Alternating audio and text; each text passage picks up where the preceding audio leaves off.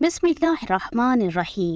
آج ہم جانیں گے کہ اثار کسے کہتے ہیں اور اسے کیسے اختیار کیا جائے۔ حضرت ابو ہریرہ رضی اللہ عنہ فرماتے ہیں کہ رسول کریم صلی اللہ علیہ وسلم کی خدمت میں ایک شخص حاضر ہوا اور عرض کی، یا رسول اللہ صلی اللہ علیہ وسلم، مجھے بھوک لگی ہوئی ہے۔ آپ نے ازواج مطہرات رضی اللہ عنہن کے پاس کسی کو بھیج کر معلوم کیا، لیکن کھانے کی کوئی چیز نہ ملی۔ تب رسول اللہ صلی اللہ علیہ وسلم نے صحابہ اکرام سے فرمایا کہ جو اس شخص کو مہمان بنائے، اللہ تعالیٰ اس پر رحمت فرمائے۔ حضرت ابو طلحہ انصاری کھڑے ہو گئے اور آقا علیہ السلام سے اجازت لے کر مہمان کو اپنے گھر لے گئے۔ گھر جا کر اپنی زوجہ سے کہا کہ رسول اللہ صلی اللہ علیہ وسلم کا مہمان آیا ہے، لہٰذا تم نے اس سے کوئی چیز بچا کر نہیں رکھنی۔ انہوں نے عرض کی، ہمارے پاس تو بچوں کی خوراک کے علاوہ اور کچھ بھی نہیں۔ فرمایا کہ جب عشاء کا وقت ہو جائے تو تم بچوں کو بہلا پھسلا کر سلا دینا، پھر جب ہم کھانا کھانے بیٹھے تو تم چراغ درست کرنے کے بہانے آ کر اسے بجھا دینا۔ اگر آج رات ہم بھوکے رہیں تو کیا ہوگا؟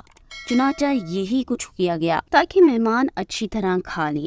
یہ تجویز اس لیے کی گئی کہ مہمان یہ نہ جان سکے کہ اہل خانہ اس کے ساتھ نہیں کھا رہے ہیں، کیونکہ اس کو یہ معلوم ہو جائے گا تو وہ اصرار کرے گا اور کھانا تھوڑا ہے، اس لیے مہمان بھوکا رہ جائے گا۔ اس طرح حضرت ابو طلحہ رضی اللہ عنہ نے مہمان کو کھانا کھلا دیا اور خود اہل خانہ بھوکے سو رہے۔ جب صبح ہوئی اور رسول اللہ صلی اللہ علیہ وسلم کی خدمت اقدس میں حاضر ہوئے تو آقا علیہ السلام نے حضرت ابو طلحہ رضی اللہ عنہ کو دیکھ کر فرمایا کہ رات فلاں فلاں کے گھر میں عجیب معاملہ پیش آیا، اللہ تعالیٰ ان لوگوں سے بہت راضی ہے، اور سورہ حشر کی یہ آیت مبارکہ نازل ہوئی، اور وہ اپنی جانوں پر ترجیح دیتے ہیں اگرچہ انہیں خود حاجت ہو۔ اس آیت مبارکہ سے معلوم ہوا کہ جن حضرات کے نفس کو لالچ سے پاک کر دیا گیا وہ حقیقی طور پر کامیاب ہیں۔ اگرچہ اس بری عادت سے بچنا بے حد مشکل ہے، لیکن جس پر اللہ تبارک و تعالی خاص رحمت فرمائے وہی اس عادت سے بچ پاتا ہے۔ نیز ایثار اللہ تبارک و تعالی اور اس کے محبوب صلی اللہ علیہ وسلم کو بے حد پسند ہے، اور اس کے بدلے میں بے شمار انعام و اکرام سے نوازا جاتا ہے۔ ایثار سے مراد یہ ہے کہ انسان اپنی ضرورت کی چیز دوسرے کی حاجت کی تکمیل میں خرچ کر دے، چونکہ یہ عمل نفس پر بے حد گراں گزرتا ہے، لہٰذا اس کا ثواب بھی بہت زیادہ ہے۔ ہمیں چاہیے کہ اس نفیس عادت کو اپنانے کی کوشش کریں اور دوسروں کو بھی اس کی ترغیب دیں۔ اس عادت کو اختیار کرنے کے لیے اپنے اسلاف کے ایثار پر مشتمل واقعات کو بار بار سنیں اور پڑھیں، تاکہ اپنی ذات میں ایثار کا جذبہ پیدا ہو اور ایک دوسرے کے ساتھ ایثار کر سکے۔ اگر باہر ایثار کرنے کی توفیق نہ ملے تو کم از کم اپنے گھر والوں کے لیے اپنی خواہشات کو قربان کر کے ایثار کا ثواب حاصل کرنے کی کوشش کریں۔ مثلاً کوئی اچھی چیز پکی ہے، کھانے کی بہت خواہش ہے، لیکن خود نہ کھائیں بلکہ ایثار کی نیت سے کسی دوسرے کو کھلا دیں۔ اس سلسلے میں انصار صحابہ کرام کے جذبہ ایثار کو ضرور ملحوظ رکھیں، جن کی مدح خود قرآن کریم میں بیان فرمائی گئی۔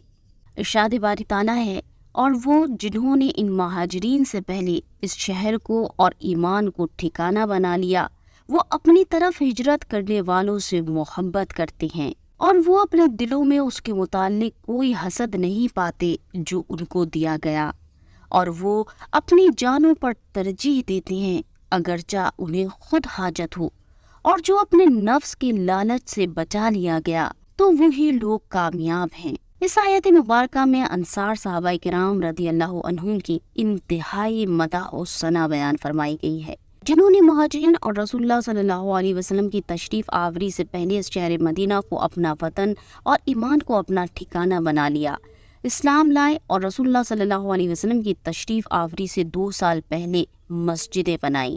ان کا حال یہ ہے کہ وہ اپنی طرف ہجرت کرنے والوں سے محبت کرتے ہیں اور اپنے گھروں میں انہیں ٹھہراتے اور اپنے مالوں میں نفس کا انہیں شریک کرتے ہیں، اور وہ اپنے دلوں میں اس مال کے بارے میں کوئی خواہش اور طلب نہیں پاتے جو ان مہاجرین کو دیا گیا، اور وہ اپنے اموال اور گھر ایثار کر کے مہاجرین کو اپنی جانوں پر ترجیح دیتے ہیں اگرچہ انہیں خود مال کی حاجت ہو، اور جس کے نفس کو لالچ سے پاک کیا گیا تو وہی کامیاب ہیں۔ انصار صحابہ کرام نے مہاجرین صحابہ کرام کے ساتھ جس اخوت، محبت اور ایثار کا مظاہرہ کیا، تاریخ میں اس کی مثال ملنا انتہائی مشکل ہے۔ ایثار ایک ایسی بہترین عادت ہے جس کا اختیار کرنا دنیاوی و اخروی لحاظ سے انعامات کی بارشیں برسنے کا سبب ہے۔ اللہ تعالیٰ اس کی برکت سے بندے کو ان کرامات سے نوازتا ہے جن کا اس نے کبھی تصور بھی نہیں کیا ہوتا۔ اس عادت کی بنا پر کس طرح انعامات مرتب ہوتے ہیں، اس کا اندازہ اس واقعے سے لگائیے کہ حضرت عبداللہ بن مبارک رضی اللہ عنہ ایک سال حج کے لیے گئے۔ آپ ادائیگی حج کے بعد تھوڑی دیر کے لیے سو گئے۔ خواب میں دیکھا کہ 2 فرشتے اترے۔ ایک نے دوسرے سے پوچھا کہ اس سال کتنے لوگوں نے حج کیے؟ دوسرے نے جواب دیا 6 لاکھ آدمی حج کے لیے آئے تھے۔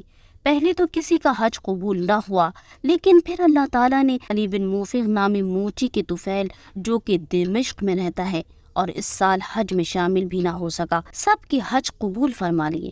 بیدار ہونے کے بعد آپ دمشق کی جانب روانہ ہو گئے تاکہ اس شخص سے اس کے عمل کے بارے میں دریافت کریں۔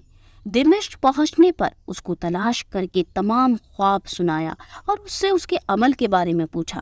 وہ یہ تمام باتیں سن کر رونے لگا اور کہنے لگا، حضرت میں 30 سال سے حج کی خواہش رکھتا تھا، چنانچہ جوتیوں میں پیوند لگا لگا کر زاد راہ جمع کرتا رہا۔ اس سال جبکہ میرے پاس 300 درہم جمع ہو گئے تو میں نے حج پر جانے کا ارادہ کیا۔ ایک رات میری بیوی نے مجھ سے کہا کہ ہمارے ہمسائے کے گھر سے سالن کی خوشبو آ رہی ہے اور میرا دل بھی کھانے کو چاہ رہا ہے، چنانچہ پڑوسی سے کچھ کھانا مانگ لاؤ۔ میں اپنے ہمسائے کے پاس پہنچا اور اس سے کھانا مانگا تو اس نے کہا کہ سالن دینے میں تو کوئی اعتراض نہیں، لیکن نہ مانگو تو بہتر ہے۔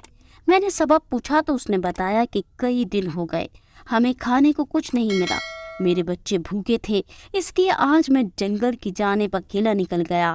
وہاں ایک مردار پڑا ہوا تھا، میں اسی کا گوشت لے آیا اور وہی ہم پکا رہے ہیں۔